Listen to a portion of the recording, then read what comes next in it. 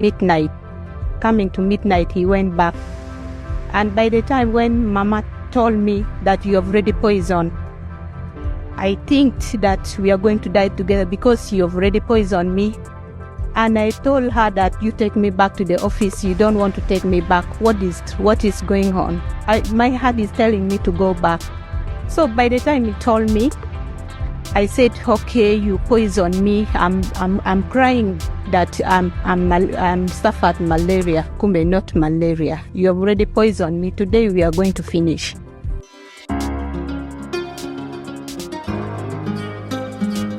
Mwebale kwekumira ku mukutu Ugandan Lifestyle nze Morushid Segabwa. Vicky Ajok mumujjukira ye muwala eyagenda mu ggwanga era Syria okwenoonyeza akawogo.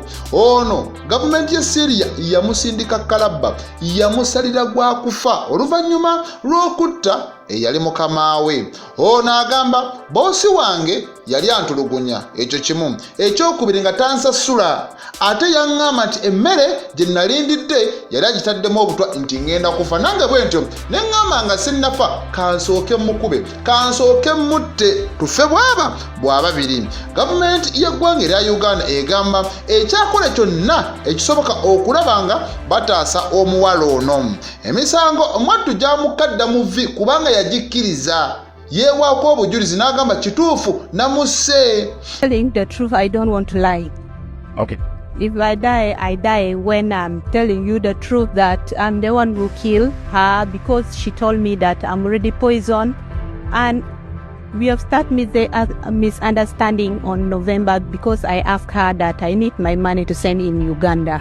She has refused. She told me that you wait for 4 months, then after 4 months I will give you the money if you're working well. Kati nno State Minister wa Foreign Affairs amanyikiddwa nga Henry Okello Oryem agaze maaso n'okubeera nga atubuulira amawulire ag'essanyu. Bino yabyogedde olunaku oluyise ejjo ku Monday n'agamba tukyateeseganya ne gavumenti ey'e Syria. Nkyayogerezeganyaamu ne bannange bwe tufaanaganya emirimu mu ggwanga eryo tulabe ki kye tunaagenda maaso n'okubeera nga tutuukako ono okumutaasa. Era agamba tubitadde mu buwandiike era tuwandiise enfunda eziwerako nga tusuubira nti bagenda kubeera nga batuddamu ng'eno wiiki tennaba kubeera nga eggwako. Era twagala ogenda maaso n'okubeera nga tubukomyawo ku butaka nga mulamu era nkyafuba okulaba nga nkwasaganya Foreign Minister munamu ggwanga erya Syria. Ono agamba twagala ekibonerezo kinene bagende maaso n'okuba nga bakikansolinga. Ebyokumuteeka kalabba babiteeke ku bbali, ono bamukomyewo bamusonyiwe bambi. Omukyala eyagenda maaso n'okubeera nga attibwa atebera mu gy'obukulu 87 yaliko omuzannyi wa firimu mu ggwanga eryo Huda Sharawi gwe batta.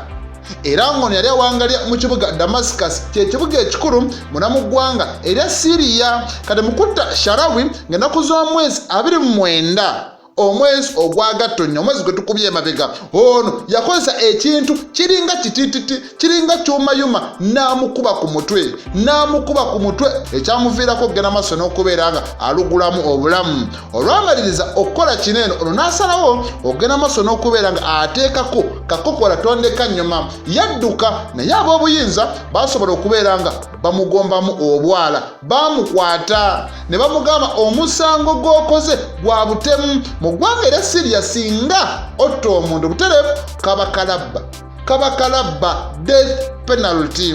Era mu mbeera bwetyo ono oluvannyuma lw'okubeera nga amwattu ye kenyini nga bwe nakugambye yeewaako obujulizi n'agamba namusse naye nsaba kisonyiwo, baagaana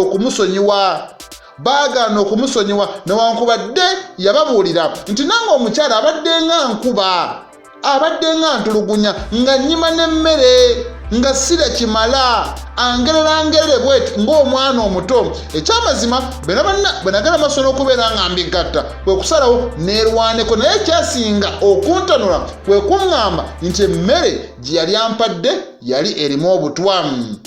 Nonno newankubadde byonna bigaze maaso n'okubeera nga bibeerawo. Guno omwezi gwennyini State Minister for Labour, Employment and Industrial Relations amanyikiddwa nga Davina Anyakun yagala maaso n'okubeera nga akubiriza bannayuganda n'abagamba bannange mulekerawo okugwirana na buli mulimu gwe muba mugeze maaso n'okubeera nga mufuna emitala w'amayanja mwetegereze mumanye ggwanga ki gy'olaga kubanga kati mu ggwanga erya Syria entalo zikyaliyo wakyaliyo olutalo era tetulina ndagaano yonna yonna kutwala bakozi mu ggwanga erya Syria era okutwalayo omukozi yenna kibeera irigo n'olw'ensonga eyo bannayuganda muleme kutunuulira kya ssente zokka wabula n'obulamu bwammwe mugende maaso n'okubanga mubufaako asobola okwogera bw'atyo naye munnange ne Uganda byatabuka emirimu e Uganda nagyo gyakendeera oli bayinza omugamba nti ogenda Saudi ne bawunzika ng'ate bamututte gyatakkiriza wemba ngeze maaso n'okubeera ng'awo nvaawo sooka onoonye ku muntu wo omuntu owo aba abeera mu bitundu eby'ezzombo hoyima mubuuzeeko okyali bulungi kubanga waliwo takisi eyagaze maaso n'okubeera nga egwa mu mugga yagudde mu mugga abantu ne bagenda maaso n'okubeera nga bakafiiramu njagala nkutegeeze wakyaliwo abakyanoonyezebwako newankubadde waliwo bakafiiriddemu ng'ate bafamire emu 7 bakyabuze tebamanyi wa gye bali. Takisi eno yabadde ekika kya drone yasobodde okubeera nga egwa mu mugga ogumanyikiddwa nga Nyagak ogwo nno gusangibwa era ku kyalo Nyagak mu Abanga sub-county mu district ey'Ezombo gye byageze maaso n'okubeera nga byonna muganda wange bigwa. Kigambibwa okuba nti dereeva munnange brakes yagenze okulinnya nga tezikyakwata nga zifudde olwo ssaawa 6:45 obudde obw'omutuntu olunaku olw'ejjo nga brakes tezikyakwata alinnyalinnya nga tezikyakwata era waneeno waliwo ababadde mu kirombe ky'omusenyu nga balaba abagezezaako okubeera nga bataasa abantu baneeno era abamu ne baddusibwa mu ddwaliro erimanyikiddwa nga Nyapia Hospital era okufa okulaba nga babawa emergency medical treatment. Kiraga nti bataasizzaako abantu babadde 7 tebakubikako kyamulubaale abalala bafudde ne baneeno abatalabikako kigambibwa okuba nti amazzi gabatutte era bandibanga nabo bafudde kubanga ababaddewo bagamba balabye abantu baneeno nga beerwanako bagamba mututaase naye nga munnange tebayinza kubeera nga bataasa buli omu. Kati embeera bwetyo byageza maaso n'okubeera nga ebaawo lwakuba ekyennyamiza waliwo maama yeyasimattuse n'omwana we omuto omuwere n'asimattuka naye abaana be tamanyi saawa zino gye bali. Kigambibwa okuba nti bandibanga bakafiiriddemu. Yabadde n'abaana be nga 4 3 tamanyi wa gye bali. Abagenda maaso n'okubeera nga nvaawo era njakutwala ku kuggulire ery'omwami omu ono abadde yakamala emyaka 7 ng'amira eddagala lye ARVs naye nga talina kawuka mwattu kooti egusaze n'egamba ono bamuliirire obukadde 109 ensimbi eza Uganda 109 naye ng'amaze emyaka 7 ng'ali ku ddagala ly'abalwadde abakawuka akamukenenya. Kooti mu district y'Ejjinja njogera ku High Court egaze maaso n'okubeera nga ono emugamba munnange genda weekubeko enfuufu genda onyiga ebiwundu kubanga oluvannyuma lw'okulangirira ne bamugamba nti ssebo oyina akawuka bakamutema ne bamugamba oyina akawuka akaleeta mukenenya. Butereevu ono munnange tiyali mubi bw'atyo n'asalawo okubeera nga gana amawulire agagabanako ne mukyala we n'abantu abalala. Omukyala yakwatamu ebibye n'agenda bw'anaawuliriza eno emboozi kyemmanyi ku buno obukadde 19 ajja yagalako ko omutemwa naye ye yakwatamu dda ebibye n'agenda. Bwengenda maaso n'okubeera nga njogerako omwami omwattu gwe baabadde omusango gwe bagambye wagusinze ye John Wataka myaka 7 ng'amira ekikerenda. Njagala nkubulire ono basooka omukebera yagenda wali eri mu Tasso the AIDS Support Organization Tasso mu mwezi ogw'omusanvu omwaka 2016 ono ne bamugamba munnange okimanyi wakitegedde katukubuulire okayina ono yatandikirako okumira empeke za ARVs oba ziyite antiretroviral therapy n'atandika okuzimira era yazimira paka mu mwaka ogwa 2023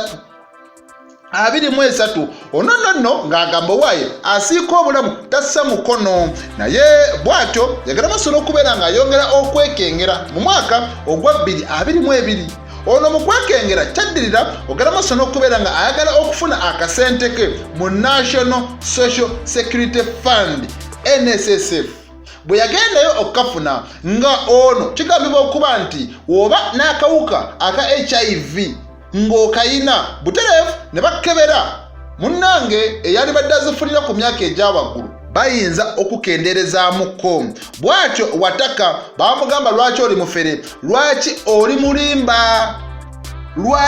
mulimba oli mulamu tuku oli mulamu nnyo bannange lwaki temwagala kukola gumiikiriza sente zojja zifuna ono bw'atyo yaddayo mu Tasso n'abagamba ate nina bye nageze maaso n'okubeera nga nzuula bituufu oba si bituufu era baneeno aba Tasso nabo baagenda maaso n'okubeera nga bamukebera nabo ne bakizuula nti ekituufu kiri nti tayina kawuka niye bagenda omukebera ng'abadde ku ddagala emyaka 7 kati nabo basobodde okubeera nga beewolereza ne bagamba nga Ministry of Health wegera maaso n'okubeera ng'ekirambika nti zino HIV text kits tezikola 100 naffe temutunenya ensobi isobola okugenda maaso n'okubeera nga mwattu zikolebwa kati mu biwandiiko bya kkooti bigenda maaso n'okubeera nga biraga era mu mwezi ogw'omusanvu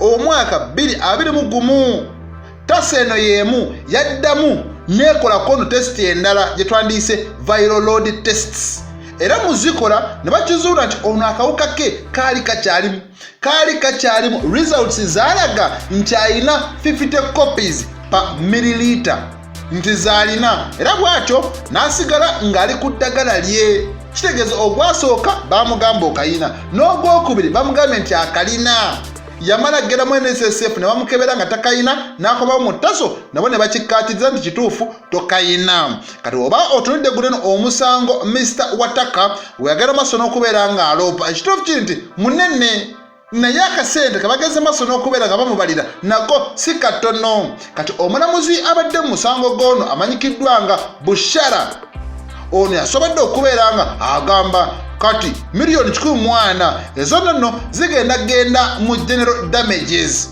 ogenda maaso n'okubeera nga mumisa omuntu eddagala okumala emyaka 7 n'agenda maaso n'okubeera nga afiirwa famire ye omukyala n'agenda aba ne bamukyawa ne bamugamba nti wali weegabangula nnyo naawe kikugwana era n'agenda maaso n'okubeera nga afeesinga omuzungu kyayita psychological trauma kati mu mbeera bwetyo obukadde obulala 50 ne babugattako ogenda maaso n'okubeera nga bamulirira ebbanga lyamaze ng'ali ku ddagala jjukira obeera ku ddagala osooka oluusi n'olekawo emirimu gyo n'ogamba waaye kangendeko mu ddwaliro nfune eddala ate nzooke ngende ku mirimu emirala kati byonna byafiiriddwa bagamba buno obukadde 50 kati bwongere ku 14 bwe bukadde 19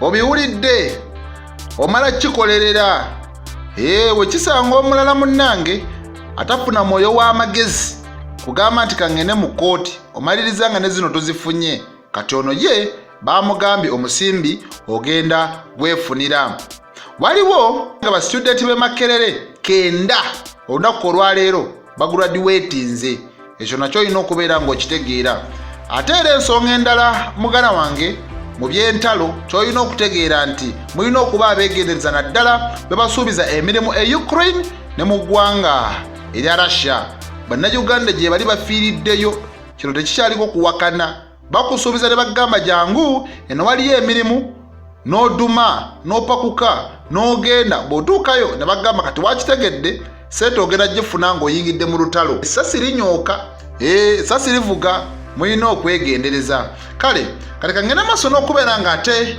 nkubuulira ku mboozi endala mu mpolampola nazo osobole okubeera ng'ozitegeera. Twakomyewo tujja kubeera nga tubaweereza mu mpolampola kubanga nammwe mubadde bagumiikiriza. Kati waliwo omwami omu eyagaza maaso n'okubeera ng'akwatibwa naddala mu disitulikiti eya Noya. Ono nno yasangiddwa ne kilo eza ivory amasanga kilo 154. Kilo emu etundibwa ku black market $10. Kilo emu ya $10 ku black market. Kyemanya amateeka mu ggwanga erya Uganda okutunda amasanga gebadiyise nti ge mayembe g'enjovu. Gatunzi naye gasobola okuzaalira akabasa. Kati nno ono bamusangiriza oluvannyuma lw'okugenda maaso n'okubeera nga bakola okunoonyereza. Special Wildlife Crime Unit yakibaddemu nnyo, Uganda Wildlife Authority nga nayo ekirimu kusa ne Uganda Police Force bonna bakibaddemu okugenda maaso n'okubeera nga bakwata Opira Francis. Bamukutte ng'ennaku z'omwezi 22 Februari era ne bamugamba ssebo jangu ogenda vunaanibwa emisango egyekuusa mu kwonoona naddala eddembe ly'ebisolo. Okwonoona eddembe kuba ekisolo kyo kiba n'eddembe lyakyo. Bw'oba oyagala waligenze n'ogula ente, waligenze n'ogula embuzi, naye lwaki era walabye enjovu etuyambako okuleeta abalambuzi n'ebintu ebirala bingi gye walabye okubeera nga mattu otta. Kanooba nawe waguze magule waneeno poliisi we balina otandikira okunoonyereza kubanga wotunya Act Chapter 315 muganda wange ekulaga ti musango okubeera nga otyobola eddembe ly'ebisolo naddala ebyokuttale. Newooba ossa empologoma n'oba ossekki olina sooka kukubira ba World Authority n'obagaa bannange eno waliwo empologoma eyatuzinze mujje mugitutaaseeko bambi tusaba busabi mujje mutuyambe butereevu ne bajja okukola ogwabwe. Kati omukulu ono bw'atyo yageze maaso n'okubeera ng'akwatibwa era agenda twalibwa mu kkooti eya Uganda Wildlife Authority asobole okubeera nga abeera ennemba n'emisango egy'enjawulo. Kati kakati naawo bwemba ngenze maaso n'okubeera nga nkujjawo. Kati wakati mu kubeera nga abazadde abamu batta abaana ate waliwo abamu abageze maaso n'okubeera nga beenyigira mu butemu. Beenyigidde mu butemu era kitalo nnyo, kitalo ddala. Kigambibwa okuba nti maama yeekobanye n'abaana be okutta bba lwa ttaka. Ensi egende eggwamu ensa. Nkugambye abaana bagamba taata lwaki watunze ettaka lino ne bakuwamu obukadde 2 omwana nga ayagala kubeera nga yeegazaanyiza ku ttaka lya kitaawe newankubadde balina erirye lye baamuwaamu. Kati abatuuze ku kyalo Senya mu ggombolola y'e Lwengo era mu disitulikiti ey'e Lwengo bageze maaso n'okubeera nga bawanjagalira ekitongole muganda wange ekya poliisi ne babagamba tusaba munoonyereze muzuule bonna ababadde emabega w'okutta omwami Akim Kizza abadde wa myaka 6 era nga yasangibwa attiddwa mu ngeri muganda wange eyeewuunyisa. Ono baamusala obulago ne bamusala ne ku mutwe era wakati mu kunoonyereza poliisi yasobodde okubeera nga ekwata 3 yakutte 3 okuli mukyala w'omugenzi amanyikiddwa nga Joanita Nakalema n'abaana 2 okuli Muzaffar Semuju kosa Buruhani Mwanje babagamba mwase kitammwe Akim Kizza mujje mutuyambeko mu kunoonyereza.